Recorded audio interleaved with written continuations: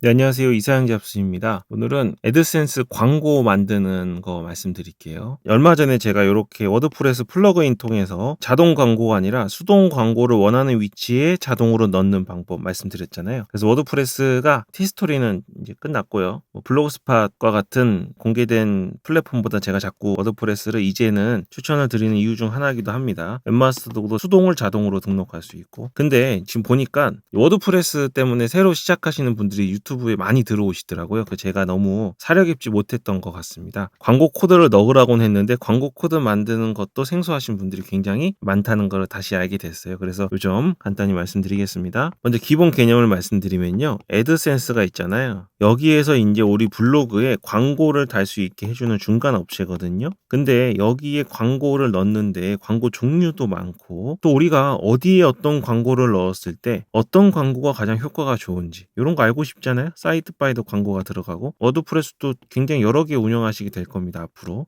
도메인 하나 두 개 가격 가지고 너무 고민하지 마세요. 도메인 수십 개 혹은 5개 10개 정도는 블로그 하시다 보면 결국 구매하게 돼 있어요. 돈이 되니까 구매하는 겁니다. 어쨌든 이런 것들을 이제 우리가 제어할 수 있어야 되죠. 그래서 애드센스라는 곳에서 내가 내 입맛에 맞는 광고들을 하나씩 만들어냅니다. 그리고 이 광고를 내가 만든 광고, 나만 아는 광고를 통해서 이렇게 배치를 하는 거죠. 자, 이 광고를 만드는 걸 말씀드리겠습니다. 참, 또 하나는 자동 광고라는 게 있는데요. 요거는 우리가 하는 거고 자동 광고는 구글 측에서 내가 최고로 좋은 자리에, 최고로 돈이 잘 되는 자리에 네가 쓴 글에 맞춰서 광고를 알아서 내 배치해 줄게. 요 자동 광고가 있어요. 요거 켜시고 또 수동 광고를 통해서 일부 우리가 제어할 수 있도록 말씀드리겠습니다. 어떻게 하시면 되냐면요. 먼저 애드센스 홈페이지에 오셔가지고요. 승인은 아직 받지 않으셔도 됩니다. 사이트 추가를 하셨거나 이미 승인받은 사이트가 있는 경우에 이게 가능한데요. 왼쪽 메뉴를 누르시고 광고라고 있습니다. 광고 카테고리 들어가신 다음에 위에서 광고 단위 기준이라고 있어요. 이 기준을 눌러주시면 여기 보면 신규 광고 단위 만들기라고 해서 여러 개가 있는데요. 자, 이 중에서 현재는 옛날에 사실 정말 활용 많이 했는데 지금은 디스플레이 광고 하나, 반응형인데요. 요거 하나만 적극적으로 사용하신다고 생각하시면 되고요. 나머지 광고는 그냥 자동 광고에 맡기신다고 생각하시면 됩니다. 자동 광고랑 수동 광고 둘 다 써도 되냐 많이 물어보시는데요. 수동으로 광고가 넣거나 글들이 쓰여 있잖아요. 여기는 광고의 개수나 위치에 따라서 자동 광고가 광고량을 제어하기 때문에 같이 쓰셔도 전혀 상관없습니다. 일단은 자, 이제 보세요.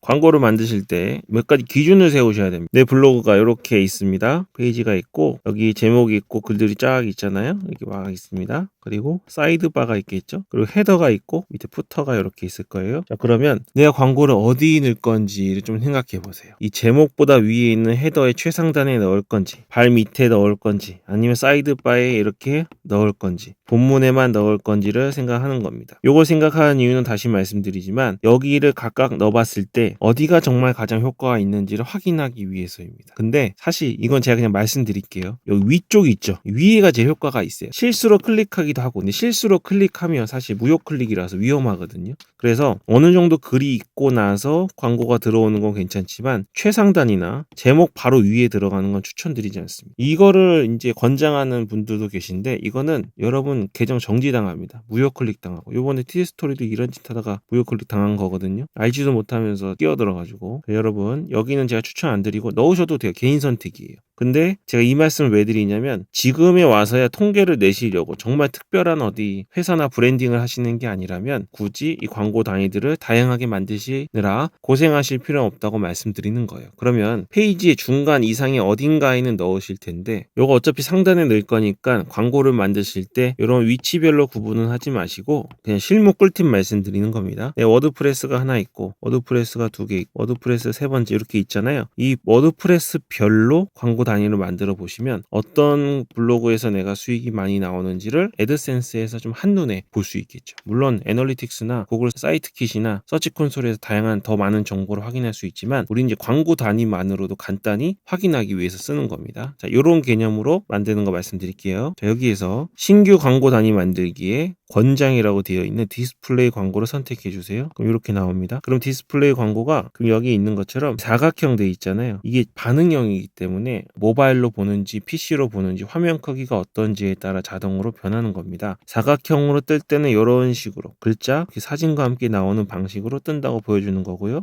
수평형인 경우 있죠. 뭐 헤더나 푸터에 들어갈 때는 이렇게 나오고, 수직형인데 사이드 바에 뜰 때는 이런 식으로 나온다고 나오는 겁니다. 요거는 예시를 보여주는 거니까 이렇게 좋은 걸 쓸 건지 말 건지 보라고 알려주는 거예요. 써야겠죠. 그래서 옛날에는 우리가 광고 사이즈 정해가지고 몇 곱하기 몇 썼는데, 요즘은 그렇게 불편한 시대가 아니니까 요 디스플레이 광고 단위를 선택하시고, 예를 들어서 여러분이 옆에 광고 단위 이름이 있잖아요. 여기 이름은 내가 임의로 지을 수 있는데 내가 알아보기 쉬운 방식으로 적으시면 됩니다. 예를 들면 여러분 지금 클라우드 웨이즈 통해서 서버를 만드시면 서버 용량이나 트래픽이 엄청 여유가 있잖아요. 그러면 서버 하나에다가 워드프레스 블로그를 수십 개 만드실 수 있어요. 추가로 돈 나가지 않고 그냥 그거 하나로 월 20 몇 달러로 수십 개 만들 수 있는 겁니다. 그러면 블로그가 여러 개 생기겠죠. 만약에 첫 번째 워드프레스에 내가 넣을 광고 단위를 만든다 싶으시면 광고 단위에다가, 보통은 자신의 블로그 도메인명 있잖아요. 그걸 넣어야 안 헷갈리니까 그걸 넣는데, 저는 예를 들어서 WP1이라고 적겠습니다. 네, 이렇게 적었어요. 그러면 WP1이라는 이 광고는 제가 첫 번째 워드프레스 블로그에만 광고를 주구장창 다는 거예요. 그러면 이제 앞으로 이 통계를 볼 때 과연 내 블로그 워드프레스 5개, 10개 중에 어디에서 돈이 가장 많이 들어오는지, 어떤 주제가 수익이 많이 나는지 확인할 수 있겠죠. 자, 이렇게 되셨으면 만들기 누르시면 됩니다. 오른쪽 밑에. 네, 그러면 이제 자신의 광고 코드가 만들어진 겁니다. 여기 이 박스 안에 있는 광고 코드는 바뀌지 않아요. 요거를 그냥 메모장이든 저처럼 맥북에 사용하는 에버노트 앱이든 갖다 놓고 쓰시면 매번 할 때마다 애드센스 들어오시지 않고 복사해서 쓰시거나, 아니면 제가 지난번에 그 플러그인을 통해서 수동 광고를 자동으로 넣는 법 알려드렸잖아요. 거기에 이 코드를 넣으시면 되는 겁니다. 이 코드를 넣으시면 이제 내가 애드센스 승인이 났을 때 거기에 이 WP1이라는 광고가 붙는 겁니다. 이게 이제 광고 단위를 만드는 거. 이걸 만들지 않으면 처음에 아무것도 없기 때문에 광고 코드 어디 있어요? 이렇게 물어보시는 건데, 광고 코드는 우리가 계속 만들어낼 수 있고 광고들을 통해서 확인할 수 있는 거죠. 완료 눌러보시면, 네, 여기 아까 그 페이지인데요. 애드센스에 광고로 들어오시고 광고 단위 기준 누르시면 여기 보시면